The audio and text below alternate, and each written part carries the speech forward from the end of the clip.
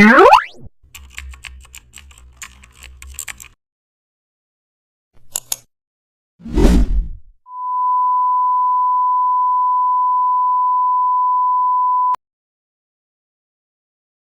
back to the channel. Don't forget to like, share and subscribe for more updates. Today we are explore an amazing topic of Photoshop, how to create depth blur for portrait photography. Open your portrait photo in Photoshop, duplicate the image layer, go to the filter and select blur. Increase blur amount gradually, press OK. Now add layer masks.